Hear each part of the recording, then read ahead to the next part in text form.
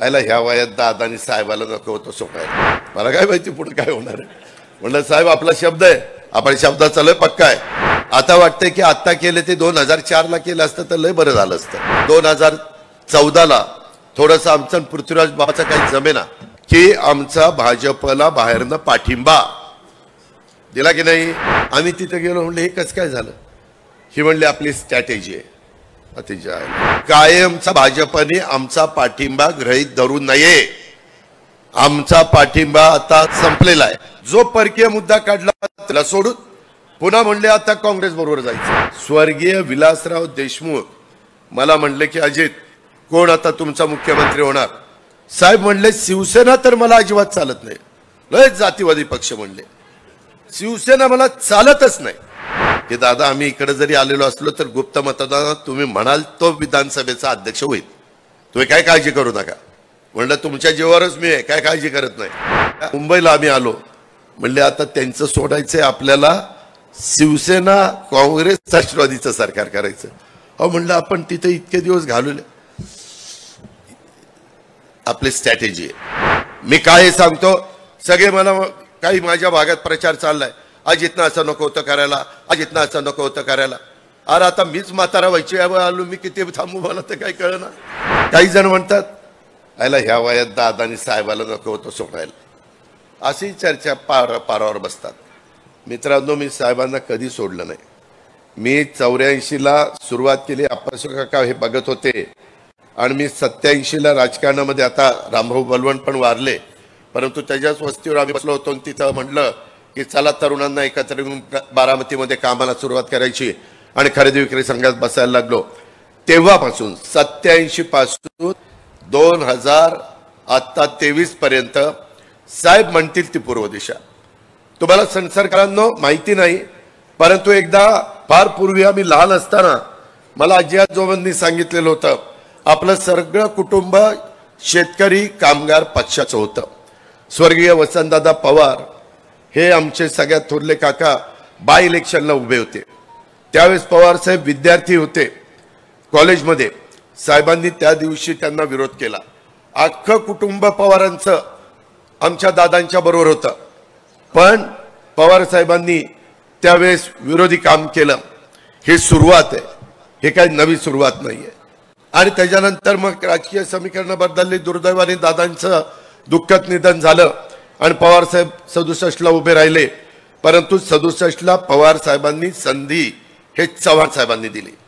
प्रत्येकाला इथं बसणाऱ्याला कुणीला कुणी संधी दिलेली आहे. हर्षवर्धन पाटलांना घोलप साहेबांनी आणि भाऊंनी संधी दिली, तुम्ही त्यांना निवडून दिलं. त्याच्यामध्ये दत्ता मामाला पण कुणी संधी दिली हे तुम्हाला माहिती आहे.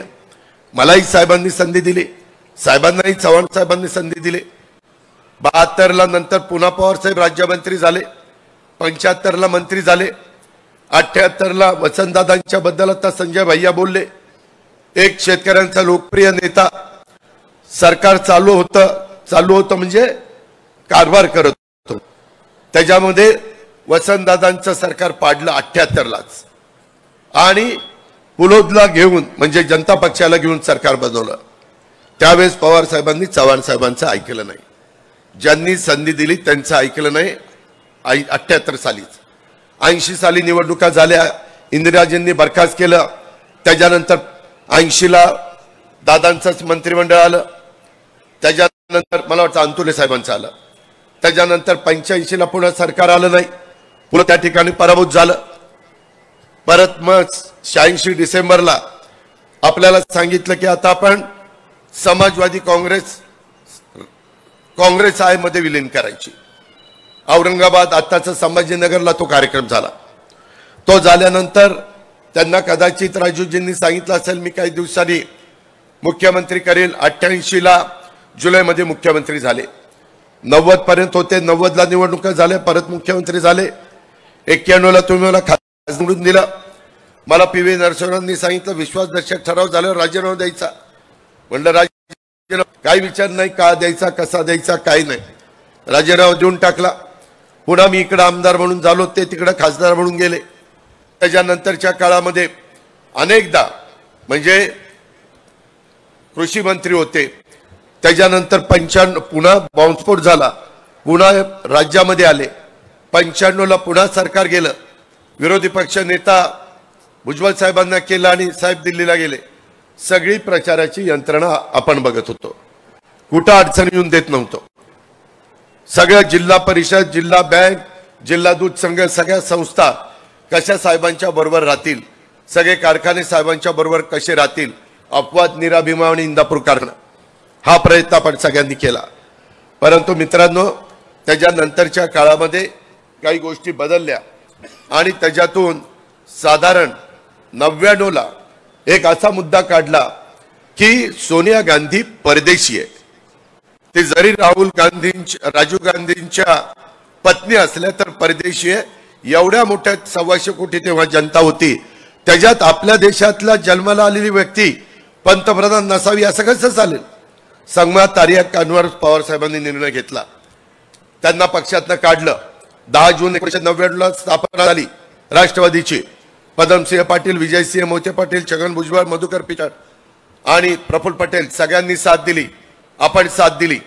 त्यामध्ये आपण हे सगळं बघत असताना त्याच्या संदर्भामध्ये जुलै गेला, ऑगस्ट गेला, सप्टेंबर, ऑक्टोबरला म्हणले जो परकीय मुद्दा काढला त्याला सोडून पुन्हा म्हणले आता काँग्रेस बरोबर जायचं.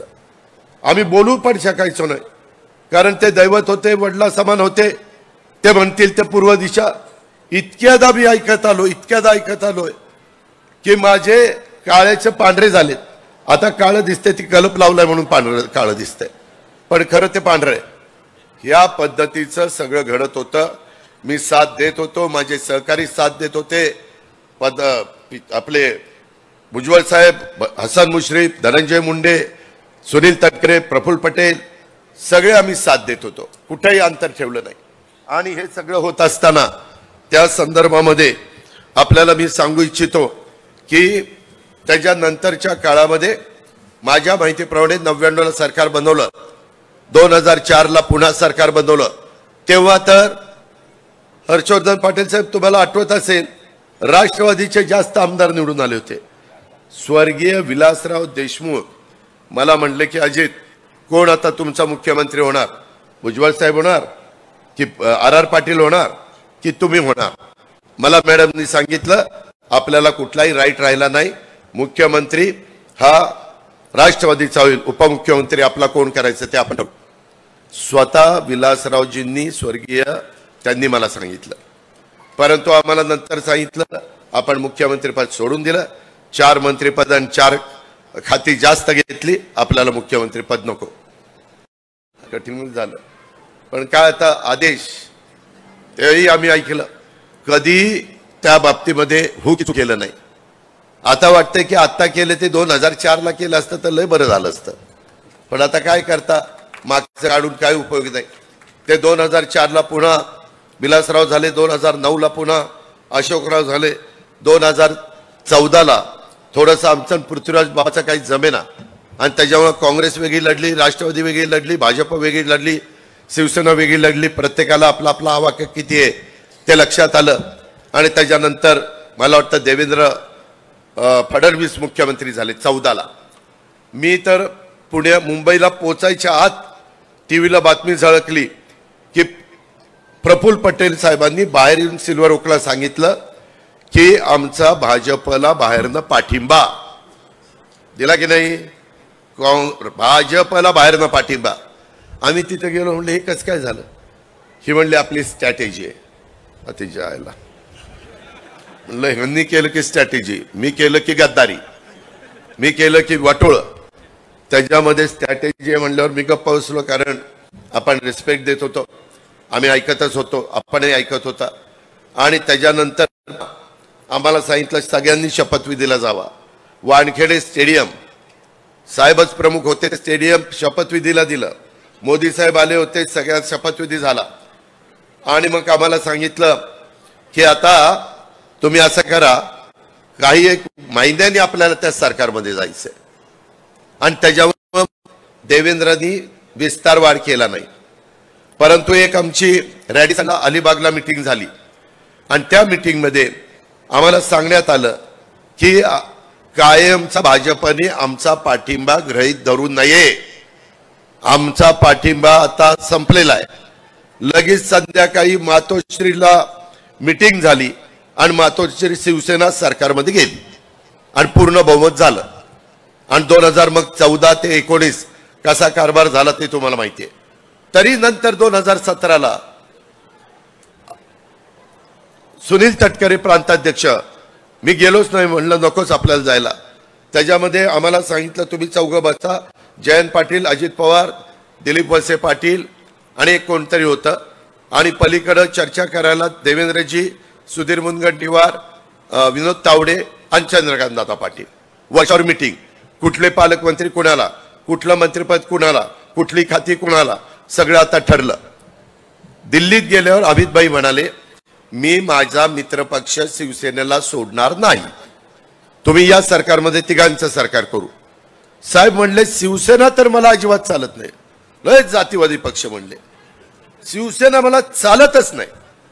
ते म्हणले ऐका राव, ते आपण सोडलं तर गोष्ट वेगळी. ते म्हणले नाही चालत. पुन्हा तिथं बारगळलं. आम्हाला म्हणले की शिवसेना आपल्याला चालत नाही, आपले फार वेगळे विचार आहेत, त्यांचे वेगळे विचार आहेत. झालं. त्याच्यानंतर 2017 गेलं. 2019ला आम्हाला 5-6 लोकांना एका उद्योगपतीच्या घरी 5-6 मीटिंग झाल्या दिल्लीला. कधी कधी देवेंद्रकडनं पण ऐका, फडणवीसांच्याकडनं. तिथं सगळं ठरलं. देवेंद्रजी मुख्यमंत्री, मी उपमुख्यमंत्री, असं मंत्रिमंडळ, 43 पैकी इतकी खाती, इतकी मंत्री, इतकं काय सगळं. आणि नंतर मला अमितभाईंनी जरा बाजूला घेतलं. म्हणले अजय, पहिला अनुभव तुमच्याबद्दल राष्ट्रवादीचा फार मला काही चांगला नाही. 2-3दा म्हणले चर्चा एक होती, नंतर वेगळंच घडतं. त्याच्यामुळे तुला तुझ्या देखत ठरलं तसं वागावं लागेल ना. मला काय माहिती पुढे काय होणार आहे. म्हणलं साहेब आपला शब्द आहे, आपण शब्दाचा लय पक्का आहे, त्याच्यामध्ये काही फरक होणार नाही. कारण एवढं सगळं ठरल्यावर तिथं प्रफुल्ल पटेल, पवार साहेब, अमित शहा, देवेंद्र फडणवीस, मी आणि तो उद्योगपती, मोठा उद्योगपती, नाव नाही सांगत. पण अशा ह्या सगळ्या गोष्टी घडल्या. मुंबईला आम्ही आलो.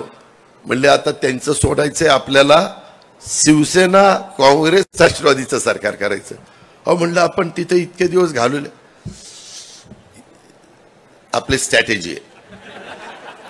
मग काय बोलणार काय मी. आम्ही तिथं जायचो, नेहरू सेंटरला बसायचो, चर्चा व्हायची.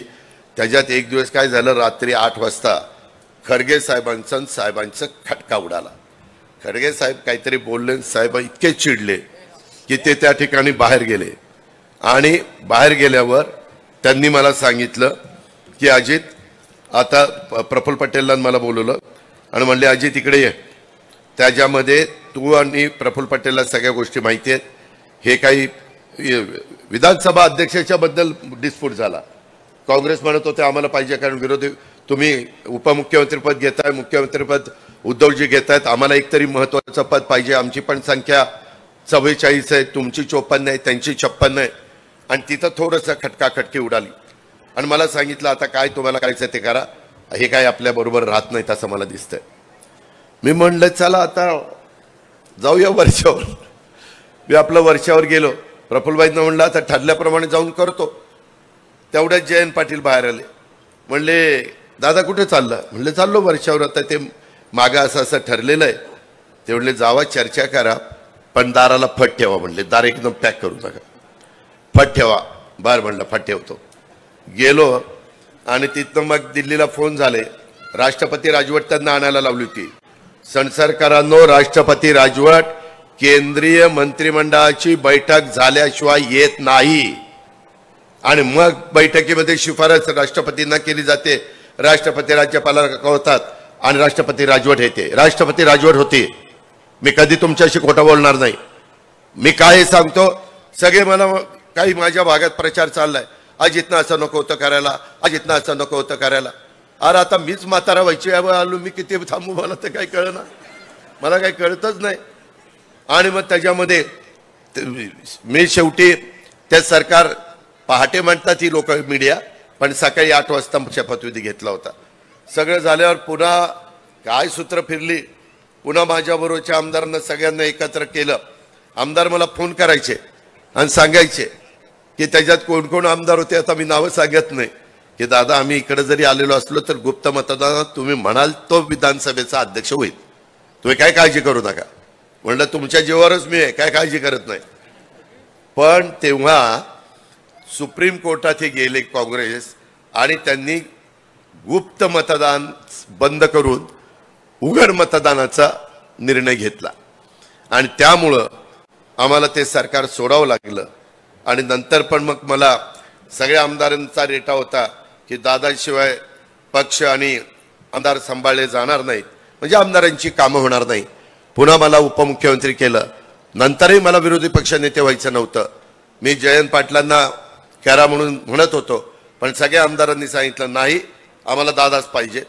हे जे काही मला नंतर मिळत गेलं ते कामातनं मिळत गेलं. मी कामाचा माणूस आहे.